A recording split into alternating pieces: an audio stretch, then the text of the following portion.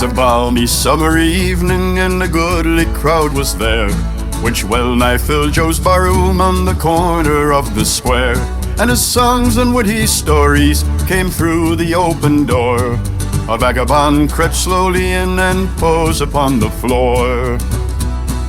Where did it come from? Someone said the wind has blown it in. What does it want? Another cried, some whiskey, rum or gin. Here, Toby, sick 'em if your stomach's equal to the work. I wouldn't touch him with a four-piece filthy as a Turk. This badinage the poor wretch took with stoical good grace. In face he smiled as though he thought he'd struck the proper place. Come boys, I know there's kindly hearts among so good a crowd. To be in such good company would make a deacon proud.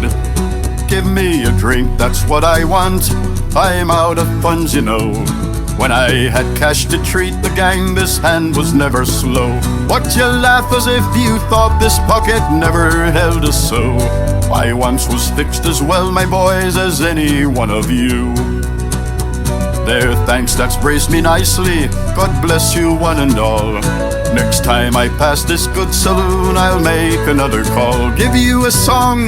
No, I can't do that, my singing days are past. My voice is cracked, my throat's worn out, and my lungs are going fast. I'll tell you a funny story and a fact I promised to. Say, give me another whiskey and I'll tell you what I'll do. That I was ever a decent man, not one of you would think. But I was some 4 or 5 years back, say, give me another drink.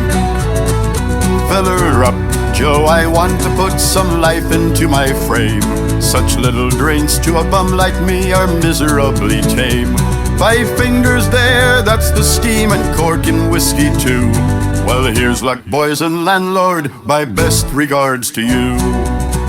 You've treated me pretty kindly, and I'd like to tell you how I came to be the dirty sort you see before you now. As I told you once, I was a man with muscle frame and health, and but for a blunder on it to have made considerable wealth. I was a painter, not one that daub on bricks and wood, but an artist, and for my age was rated pretty good.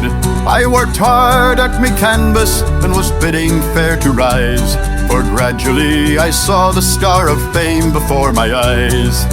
I made a picture perhaps you've seen, 'tis called A Chase of Fame. It brought me £1,500 and added to my name.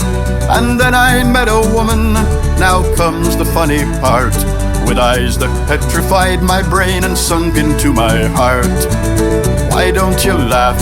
'Tis funny that the vagabond you see could ever love a woman and expect her love for me. But 'twas so, and for a month or two her smiles were freely given, and when her loving lips touched mine, it carried me to heaven.